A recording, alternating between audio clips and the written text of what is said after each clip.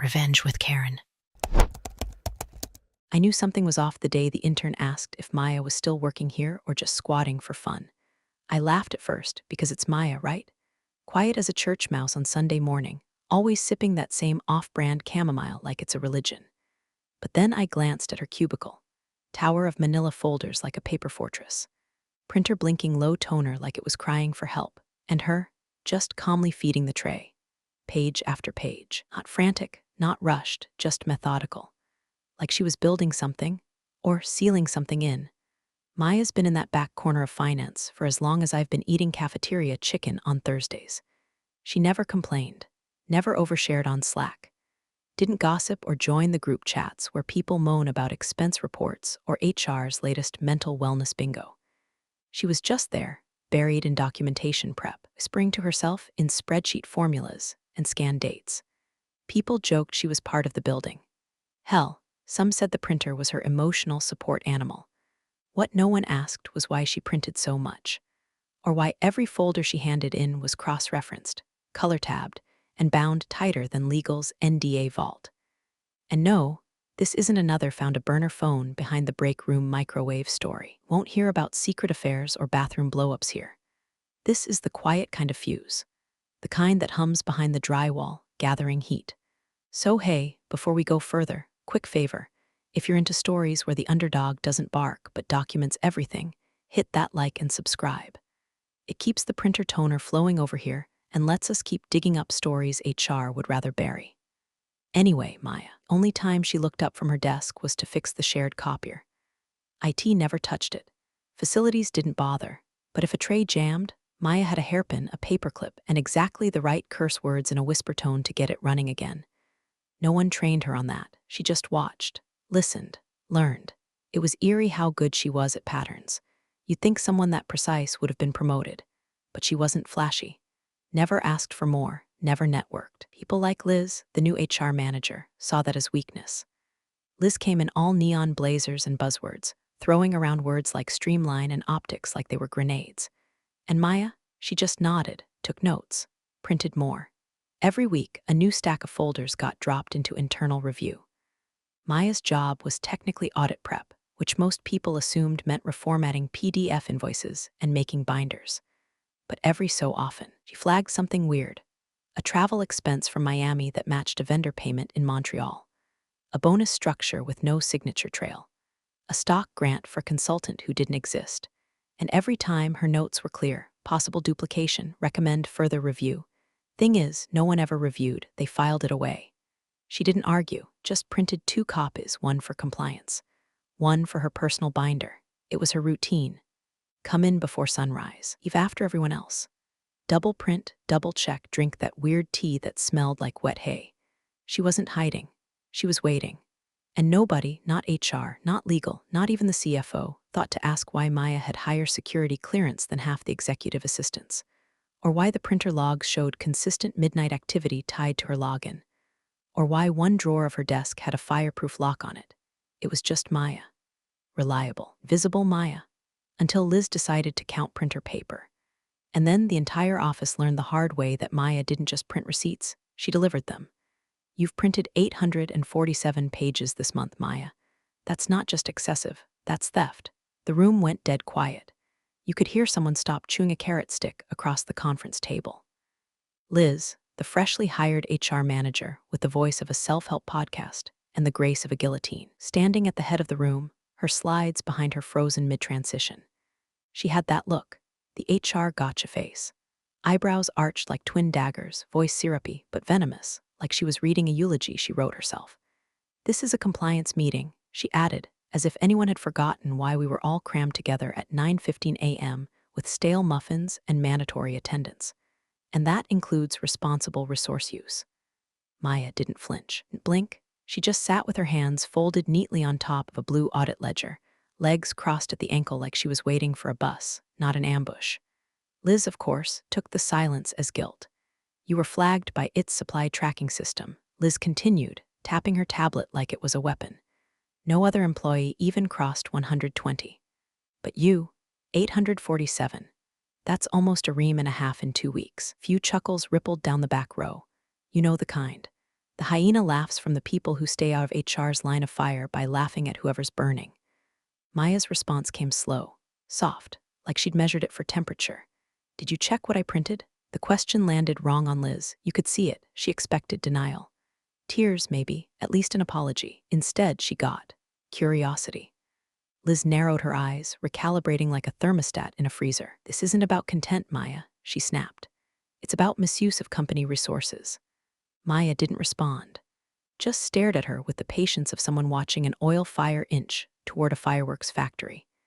To her left, one of the newer accounting guys shifted uncomfortably. You could tell he wanted to say something, probably about how Maya handles all the pre-audit binders, or does half the internal compliance prep no one else touches. One look from Liz's direction, and he clammed up like a bad witness. Effective immediately, Liz declared, with the finality of a game show buzzer, "We are putting a hold on your print access pending further review. I expect an explanation on my desk by end of day." Still no reaction from Maya, just a polite smile that almost seemed pitying. She stood up slowly, gathered her notebook, slid her badge into her front coat pocket with quiet precision. Then she said it. Words I now realize should have set off alarms. "I won't be printing anything else today. Not I'm sorry, not I didn't know, just that sentence." Calm, cold, like the end of a chess match. Liz, clearly not used to losing, tried to recover. "This isn't personal, Maya, it's policy. Maybe if you focused more on collaboration instead of hiding behind paperwork." Maya stopped walking, turned just enough to let her voice carry across the room. "I wasn't hiding," she said. Eyes level with Liz, "I was documenting." And then she walked out. Not stormed, not fled, walked like a surgeon finishing a shift. Nobody spoke, not for a long moment. Then Liz, clearly rattled, forced a weak chuckle and muttered, "God, she's dramatic." But you could feel it, something was off. Maya didn't act like someone who got caught. She acted like someone who finished something. And that's when the questions started. Quietly in corners and chat threads. What the hell was Maya printing? Why the hell did she sound so calm? And why did Liz, who'd been here 3 weeks, just fire the one person who actually knew how all our money moved? The printer wasn't the story, not yet. But Maya. Maya had just struck the first match. Liz didn't even give her 5 minutes. Barely an hour after the meeting, she marched into the finance wing with that same air of performative authority, clipboard clutched like a courtroom subpoena, bills hitting the tile like Judgment Day. The interns scattered. Even Tom from payroll looked up from his third microwave quesadilla of the morning. "Maya," she announced like she was auditioning for a true crime documentary. "Per compliance protocol, I need your badge now." Maya didn't look surprised. She closed the spreadsheet she'd been reviewing, cell formulas mid-calculation, and stood up with the grace of someone exiting a yoga class, not a firing squad. No questions, no panic, just a slow motion that said, "Finally." She removed her lanyard with one hand and reached under her desk with the other. Out came a matte black envelope, thick, sealed, and labeled in her meticulous handwriting. "Print Audit, March to August." It had a green courier slip stapled to the back with a barcode and a pre-printed delivery address. Maya walked past Liz without breaking eye contact. No drama, no explanation. "What's this?" Liz called after her, squinting at the label. "You said you wanted an explanation on your desk." Maya replied without stopping. "You'll find it in there." And then she did something that made every neck in the finance department crane like meerkats at a lion sighting. She walked straight down the corridor, past IT, past legal, past facilities, and paused at the janitor's closet where Jerry, the building's longest surviving facilities guy, was wrestling with a vacuum hose and humming to Fleetwood Mac. Maya smiled. "Hey, Jerry," he looked up. "Mornin', Maya. I just wanted to say thank you for always fixing the printer tray. Even when I jammed it with 67-page binders on a Friday night." Jerry laughed. "You always knew how to treat that machine gentle. Unlike Kevin from marketing. That guy punches the toner slot like it owes him money." Maya chuckled. "You might want to log off early today. Home, take a long lunch." Jerry raised an eyebrow. "Why?" She just smiled. "Trust me." With that, she walked out. By the time Liz got back to her desk, the black envelope was waiting, centered, sealed, silent, like a package from Karma herself. She frowned at the label. "Print Audit, March to August." She flipped it over. That green courier slip caught her eye. She read the destination once, then again. Her mouth moved with the words. "SEC Regional Enforcement Office." She blinked, then grabbed her phone. "Rob," she barked into the receiver. "I need someone from legal. Now." But it was already too late. Somewhere across town, a courier had just picked up an identical envelope from Maya's apartment, mail drop, time-stamped, chain of custody logged, in transit. Back in the office, Liz stared at the envelope like it had started ticking. She hadn't just fired a quiet paper pusher. She'd fired the witness. The envelope was heavier than it looked. Liz sliced it open with a letter opener shaped like a flamingo, some desk-warming gift from a past job she wouldn't shut up about, and pulled out a stack of printed reports so thick they sighed when they hit the desk. The first page was a cover sheet. Clean, professional. Internal print log summary, March-August. Below that, a table of contents, 42 items, each one titled like an obituary for corporate ethics.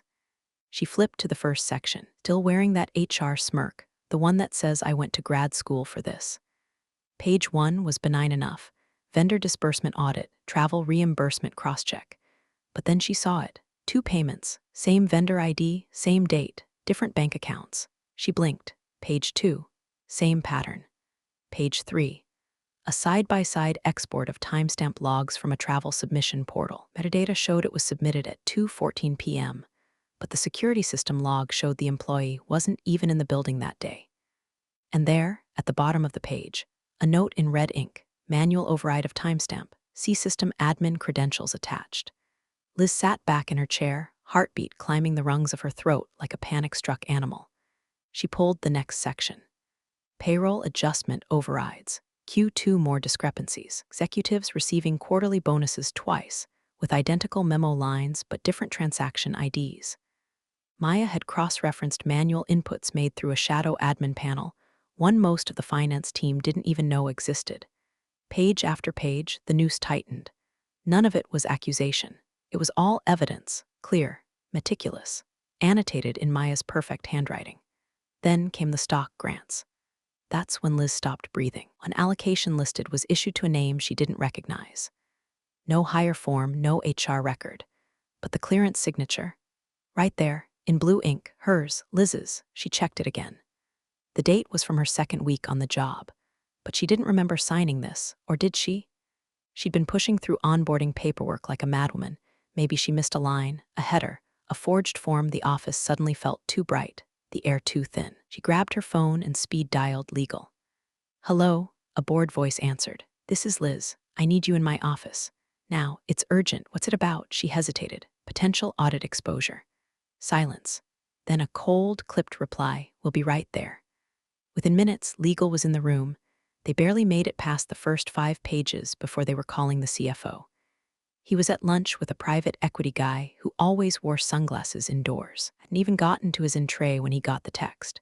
He left his plate mid-bite and was back in the building before the sauce cooled. When he saw the document spread across Liz's desk, his jaw locked so tight you could hear it grind. "These weren't just printed," he muttered. "These were prepared." Liz, now visibly sweating, tried to regain footing. "We didn't know she was compiling this."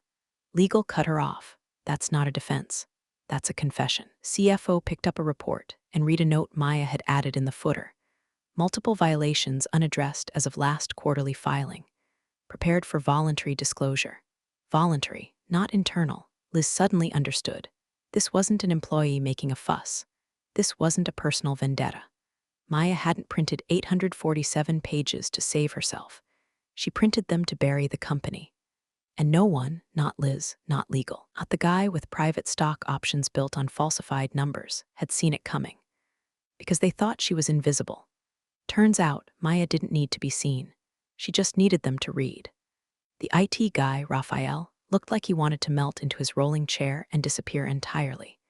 He'd been summoned to the 11th floor, which was already bad news, but now he was stuck in a room with 3 legal vultures, the CFO and Liz, all staring at him like he'd personally installed the bomb. She used her login credentials to export financial data every night. The lead attorney asked, voice clipped, eyes hard. "Yeah," Raphael said, tugging at his collar. Between 2:03 and 2:18 a.m. every night like clockwork. Print queue synced, export logs. She had batch scripts set up. Nothing sketchy, nothing we were alerted to anyway. Liz leaned forward, arms folded tight. "Why didn't anyone flag it?" "Because she had elevated clearance," Raphael said flatly. "Her access level was higher than most of legal's, and definitely higher than mine." There was a beat of silence. "Who gave her that clearance?" the CFO asked. Raphael tapped on his tablet and flipped it around. Signed by your office. 8 months ago. Digital signature from the CEO. That dropped like a cinder block. Show me, legal demanded. Raphael pulled up the system logs and zoomed in on the signature trail. There it was, clear as daylight, authorization approval. Maya Rivera, Tier 3 audit clearance. Approved by CEO. She didn't hack anything, Raphael added, his voice quiet. She was working within her role. But she's just a junior analyst, Liz spat, voice cracking. Why would she need that level of access? Across the room, the junior legal intern, Columbia law overachiever they'd only let in meetings to take notes, spoke for the first time. She's listed in the org chart under pre-audit and risk certification. That's a name designation. Which means what? The CFO snapped. The intern hesitated. It means she's technically a disclosure officer, authorized to collect and report high-risk financial anomalies for regulatory compliance. Liz blinked. She's what? The intern cleared her throat. Had a legal obligation to document and report anything that could compromise investor integrity. If she believed there were unresolved financial irregularities, she was empowered, no, required, to escalate. That's when the room changed. It wasn't just panic now, it was realization. A slow, skin-crawling awareness that Maya wasn't some rogue printer addict.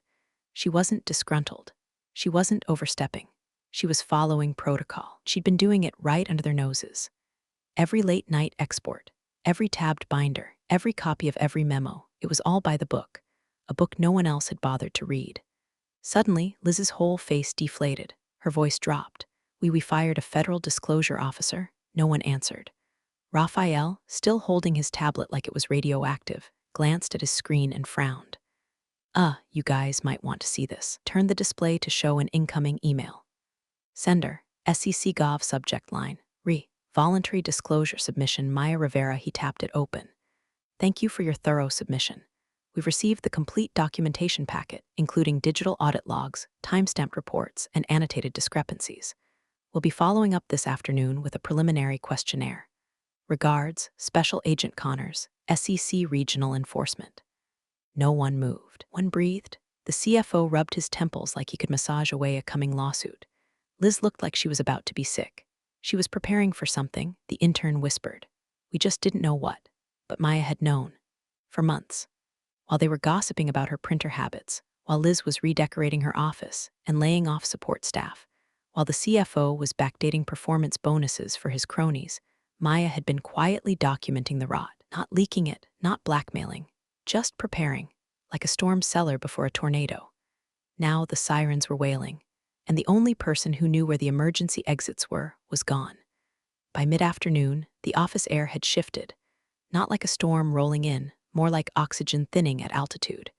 Phones rang longer before being answered. Lunch orders were left to sweat on reception desks. Slack channels once clogged with memes and meeting reschedules had gone ghost quiet, except for the DMs. Did you hear about Maya? She was fired? Why?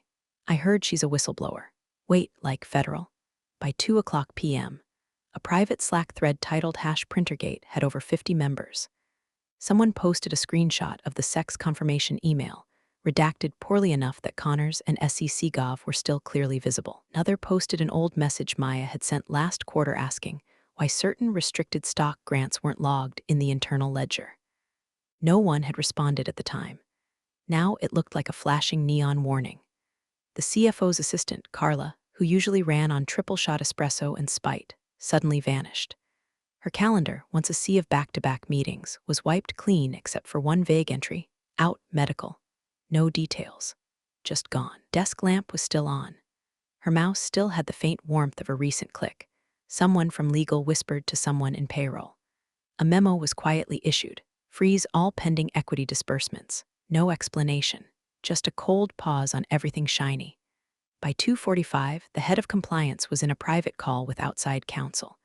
We know because the door was closed, and for the first time in years, he pulled the blinds.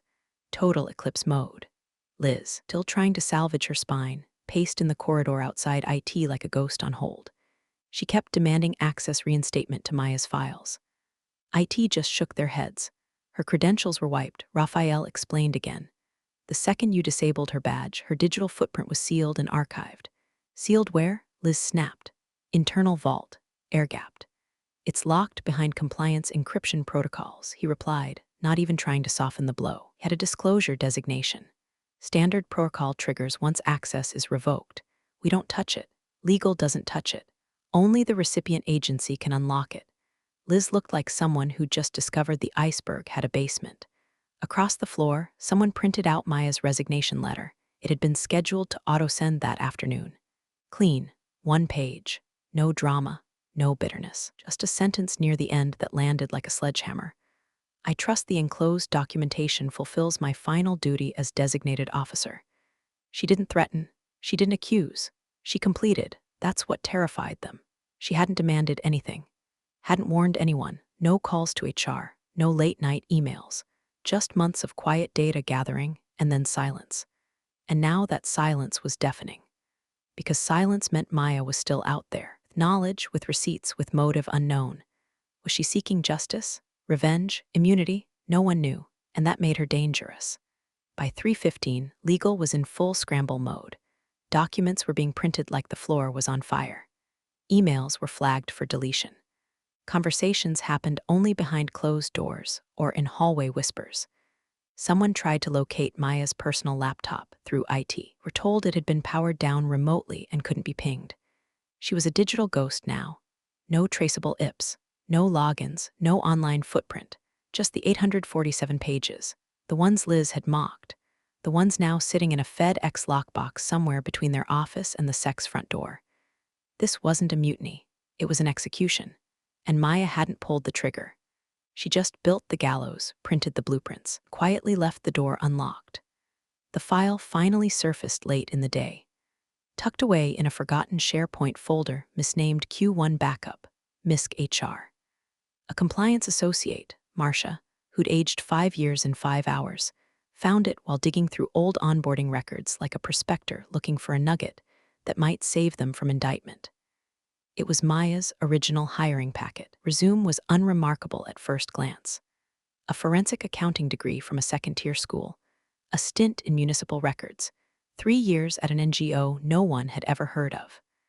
But stapled to the back of her offer letter was a one-page addendum signed by the CEO and someone from regulatory affairs, long since laid off. In dry legalese, it outlined a secondary designation. Employee is to be classified as named disclosure officer, NDO per compliance policy subsection 3.7. NDO may operate independently to collect, document, and report discrepancies in financial governance as required under federal voluntary disclosure guidelines. Below that, a signature. The CEO's, stamped, dated 8 months prior. And just like that, the dominoes weren't just falling, they were collapsing. She hadn't overstepped. Hadn't printed anything she wasn't allowed to. She was mandated to. Marcia took the paper to legal. Within 30 seconds, 4 department heads were in the war room, staring at the document like it had fangs. Liz was called in. She looked like a peeled onion by then, pale, slick with sweat, layers of her authority stripped back by the hour. The chief legal officer read the addendum twice, each time slower than the last. She was covered, he muttered.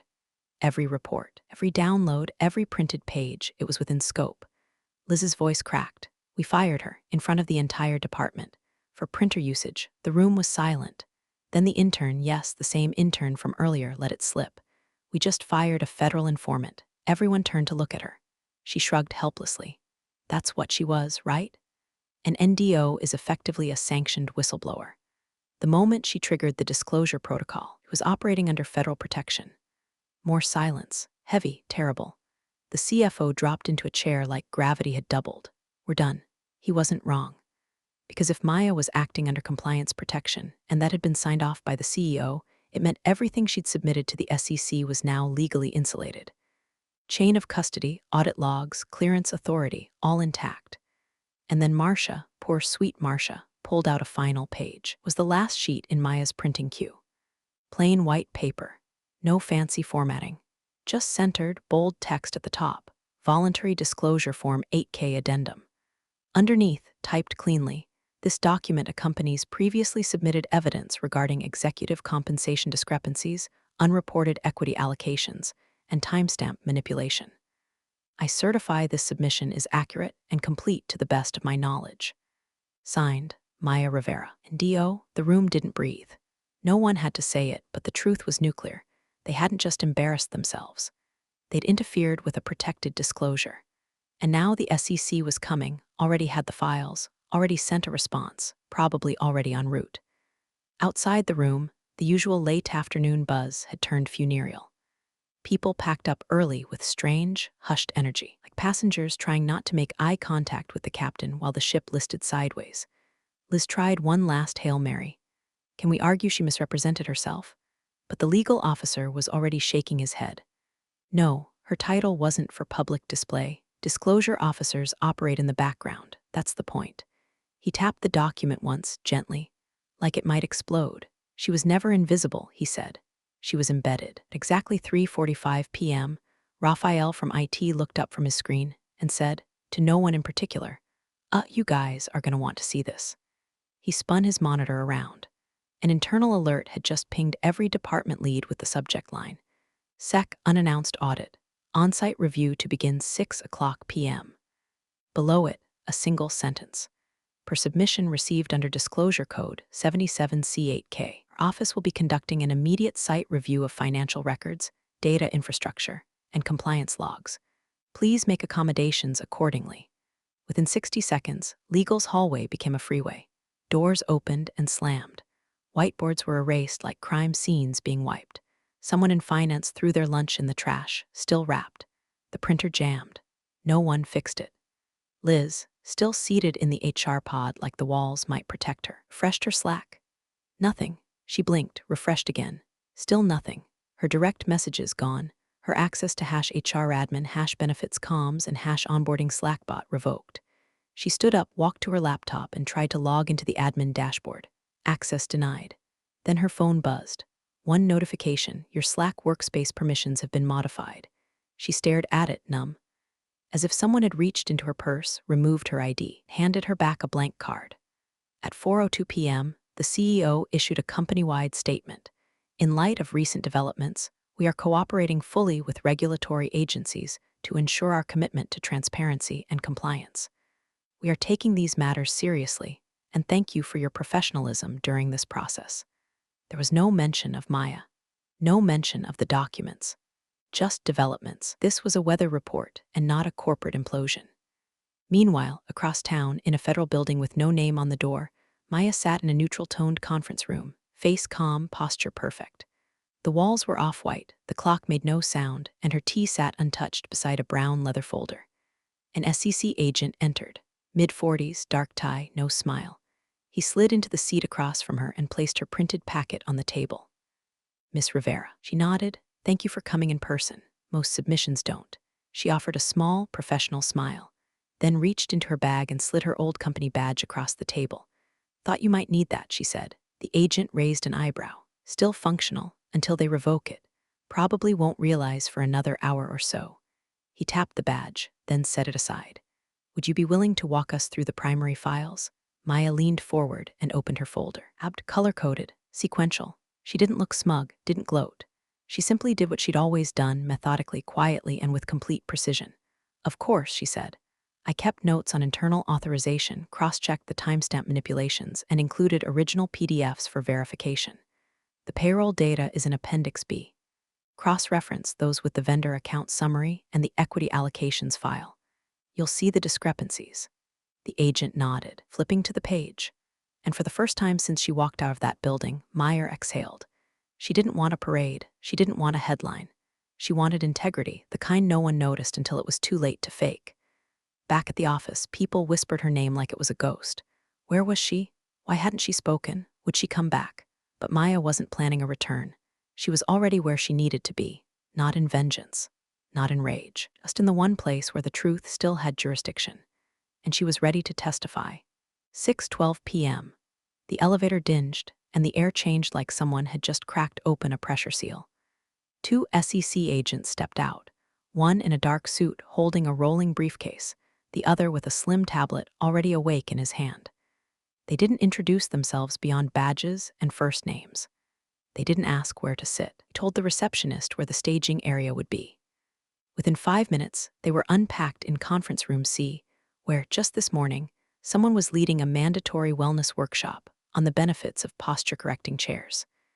Now the only thing being corrected was the company's lifespan. Legal arrived first. The general counsel looked like he'd been sucking air out of a balloon all afternoon, puffed, pale, wide-eyed. SEC lead agent greeted him with a neutral nod and tapped his screen. "Let's begin with an adjusted stock issuance dated April 14th, he said calmly. Issued to a Miss Whitney Carson. The room flinched. Whitney was the CEO's daughter. Nominally, a strategic consultant who showed up once every fiscal quarter in a trench coat and left behind pastel post-its with vague motivational quotes on them. Her equity deal had been fast-tracked, hush-hush, outside of standard protocol. And now it was page 1. The SEC agent continued, scrolling without looking up. This record reflects a bypass of standard approvals. However, we found one clearance signature on the internal HR form. It's dated 2 days after Miss Carson was onboarded. He tapped again. The screen rotated to show a scan form. At the bottom, a digital signature. Liz Brenner, Director, Human Resources. Blood drained from Liz's face so fast she looked embalmed. I didn't authorize that, she croaked. I signed 30 onboarding forms that day. I didn't. But the agent wasn't listening. He was reading aloud from his screen again. This form was accompanied by an internal email with metadata showing timestamp edits. That trail was cross-referenced with an employee activity log compiled by your former disclosure officer, Maya Rivera. Legal tried to interrupt. Agent kept reading. According to the audit trail, Miss Rivera submitted her resignation letter 2 days before your HR department terminated her. He paused, and this time he did look up. Care to explain that timing? No one answered. He slid a USB across the table. Included in her resignation packet was a complete print history, page by page. We've verified its accuracy. The lawyer picked it up with tweezers in his brain. Document on screen flicked over to the footer of the file. A final note. You asked about the 847 pages. I gave you exactly what you needed. The room froze, not with panic, but with understanding. The printer hadn't been the crime, it was the trigger. A quiet little blinking box in the corner of the finance wing that had for months been spitting out evidence. Not for backup, not for records, for war. No one spoke. Not the CEO, who had arrived moments earlier and now stood silently behind his attorney, face the color of printer paper. Not Liz, who stared at her name under Whitney Carson's signature like it might vanish if she blinked hard enough. Not Legal, who had run out of spin.